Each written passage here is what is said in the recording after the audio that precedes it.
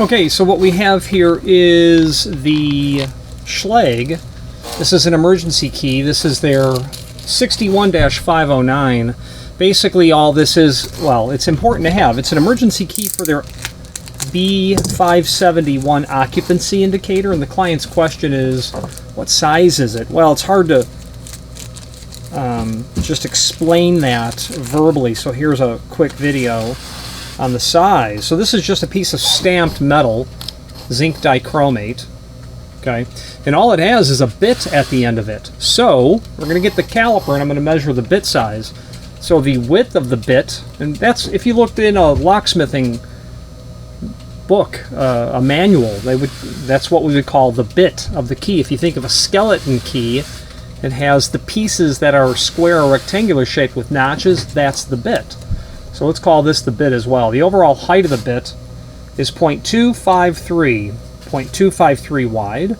The thickness of the bit is 0.115. Okay. The root of the root's not the right term. This stem of the key is 0.128 tall, and its length from the base to the underside of the bit is roughly 0.225. From the shoulder here to the inside tip, 0.225. Finally, the thickness of the material, that is 0.058 thick. That's the size. If you're going to try to duplicate one of these, you know, there's nothing special about this bit, is the bottom line. I suppose there would be not a big deal in trying to duplicate it. At the end of the day, it might just be faster to order a couple.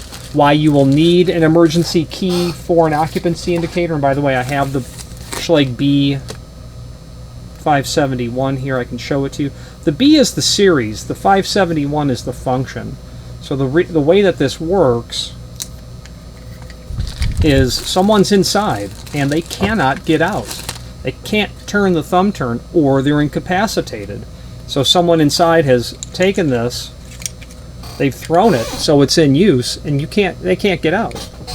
You'll take the emergency key, you'll insert it, and you'll simply rotate it, and that's going to allow the plug on the back to move the tailpiece, which will then rotate the deadbolt to the retracted position. And it's not that people don't know how to rotate a lever, or a thumb turn, I should say. It's that there's generally misalignment with the door inside of the frame, where the door is so tight or so warped, or there's some sort of mechanical problem with the door and the way it's hung itself. You can't get it to turn back, or, you know, someone is literally incapacitated. And having an emergency key when it's something other than the proverbial butter knife is an awfully nice way to go. Now, this deadbolt, coincidentally, this B571, the client called and they have a national chain, a coffee chain, which we all know and have likely been to. In urban areas or bigger cities, they'll use an alarm lock trilogy, an electronic combination lock, to operate the lever to get in.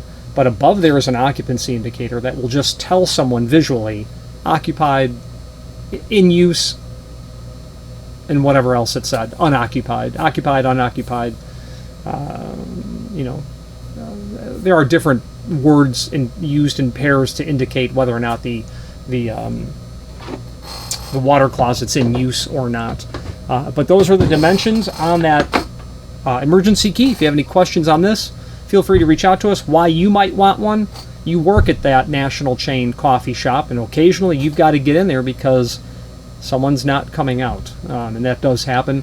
And you might want a couple of those keys available for the manager to be able to override whether or not someone's inside the bathroom. Thank you very much. Again, thank you for watching, and if you've enjoyed this video, please click thumbs up. Please subscribe and maybe even send the video to someone that you know. Thank you.